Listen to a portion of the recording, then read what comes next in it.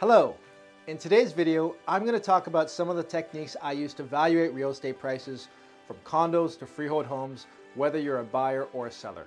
If you like this kind of content, please hit the like button and subscribe to my channel and ring the bell to hear about all my latest content. In one of my previous videos on market value, I explained that market value is the price that qualified buyers will pay for a property in a moment of time. And this price will change according to the confidence and needs of buyers and sellers and the perception of value in the market at a moment in time.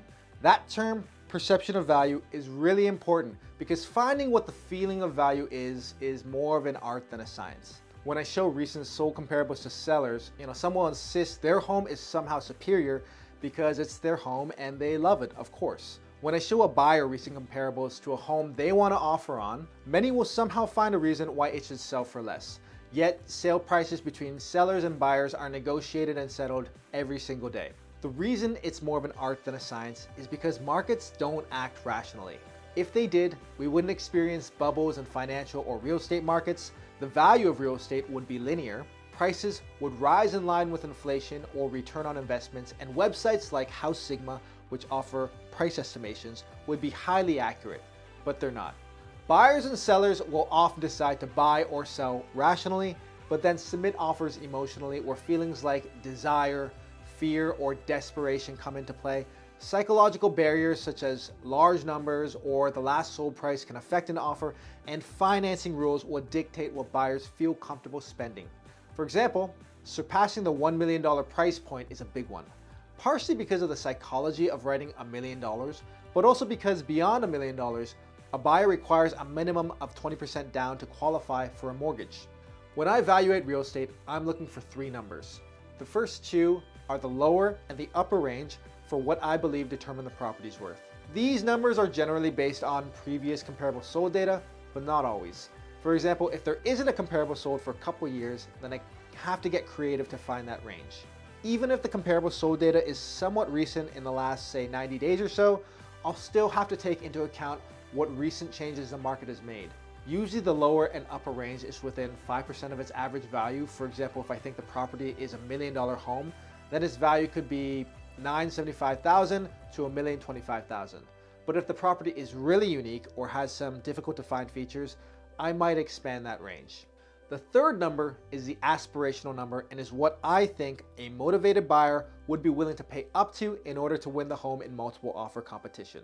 This is the more difficult number to determine because it's an emotional fear of missing out number. I'm not always right in getting this number, but I'm often pretty close. In a stable and balanced market, this number is not necessary, and instead I'd probably just round up the upper end of my value range. But in this rapidly appreciating market we've been experiencing over the past 2 years, having a sense for where the market can top out can sometimes be helpful. The purpose of knowing this aspirational numbers for buyers is to know what we might be up against and my interpretation of what I think the market might be willing to pay up to. It's information a buyer client might use to emotionally prepare them for either losing the property if their budget can't reach that point, or fight for it if it's a home they absolutely love and want to win.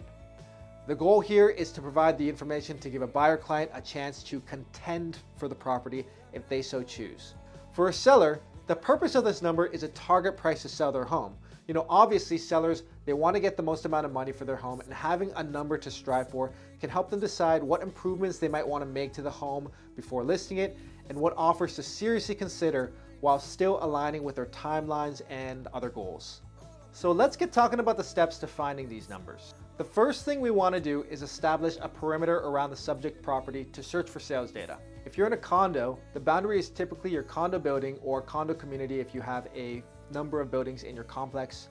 And for freehold homes, the boundaries are set by major roads or geographically dividing barriers like train tracks, hydro corridors, parks, ravines, or creeks. But these can also sometimes be school zones if you're in a neighborhood that is highly education-based.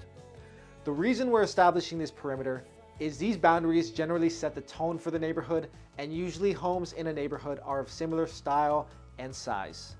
The next thing we want to do is search for sales data within the perimeter. The more recent sales are, of course, the most relevant, and ideally, they'll be based in the same market cycle. For example, we're in February now, so most sales data from January is relevant, while December data is kind of outdated, but still worth considering. Bonus points if it's a similar home on the same street or similar unit in the same building. That's a direct comparison.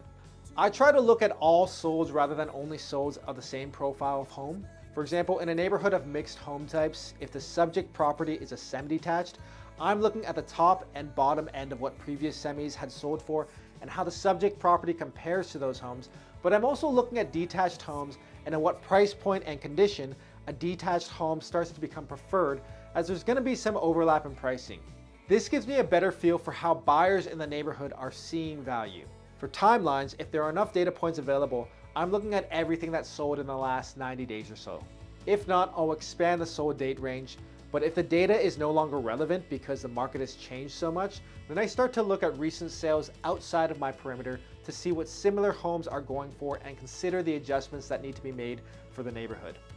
It's important to be aware of the conditions of the market at the time the property had sold compared to what the market currently is. For example, things typically slow down in the summertime and there isn't as great of a sense of urgency in the market compared to the first couple months of the year. Next, I take into consideration all the superior or inferior features the comparable homes have to the subject property and make adjustments. You may find the same style home in the perimeter that sold recently, but that home had a stunning top to bottom interior renovation. Knowing the approximate cost for a renovation like that can allow you to make adjustments. I find the cost of the renovation plus a convenience tax is generally the difference someone might pay compared to the same unrenovated home. These numbers are usually the easiest to calculate, believe it or not. Sometimes you may find a recent direct comparable that has a minor feature difference, such as like a property that backs onto a school field compared to a comparable that backs onto a home that is highly visible. You can see into your neighbor's home, they can see into yours. I would ask what would be preferred between the two homes and make a minor adjustment in the range of, say, a couple percentage points for these differences. It's also very important to be aware of what features are desirable in a neighborhood or region. For example, corner properties in York region are very desirable for the additional light and windows you can get, but not so much in Halton region, as Halton homes are built further apart and buyers prefer more privacy. Some features can be difficult to quantify when it's completely unique to a property. For example, a stunning view in a condo that only a select few units in the building have. If it's particularly breathtaking, it can easily add another 10% or more of value to the unit. These special features will require further study and some realtor's instinct to estimate. After determining the feature differences, I want to validate my adjustments. If I'm adding 10% of an adjustment for a nice view of the CN Tower, which there are no comparables in the building, I'll look at recent solds in other buildings that had similar views and see the price point and price differential. If on an aggregate those solds were higher or lower, I'll make more adjustments. Next thing we want to understand is the direction of the market. With a more limited budget, a buyer will usually have a wider search area, so we may have to consider homes outside of the perimeter area and see what sort of value proposition the subject home provides. These days, homes are sold with offer dates, so what is the direction of the market? What have sales looked like in the greater area over the last week? What other options exist in the price range that the home is worth and the price range that the home is listed in? What other similar or comparable options exist in the perimeter and directly outside of it? Is there hesitation or uncertainty in the market? All of these answers will set the basis for how a seller or buyer might strategize and negotiate. So we have our upper and lower range and a sense for what our aspirational numbers are. It's time to test out our theory on the greater area or city we're looking in. In the last 14 to 30 days, were there similar homes in similar shape that had sold within our range? Did any hit our aspirational numbers? If the answer is no to all of those questions, then we might need to make some more tweaks to our numbers. Once we've tested our theory and are satisfied with our numbers, it's time to round up or round down based on the condition of the home. I find buyers tend to think in round numbers in $25,000 or $50,000 or sometimes $100,000 increments depending on the price point. They may be willing to go up to say $1.1 million, but no more. If my aspirational value is say $1,080,000, then I may round it up to 1.1 or down to $1,050,000 if its finishes aren't as nice as a recent comparable. One last thing, with the rate the market has been moving in the last 6 months or so, finding the aspirational number has been increasingly difficult as inflation speculation is rampant and buyers have been increasing their offers like money is just water. This won't last forever, but do make things challenging when it comes to predicting the winning bid. So that's it. If you found this video helpful, please like and subscribe. My goal is to get 100 subscribers this year, which will be the point when I further invest in some improved camera equipment. If you want to get in touch with me, you can reach me online on my website at johnleehomes.ca, by email at johnleerealestate@gmail.com, or by phone or text at 647-983-0770. See you guys in the next one.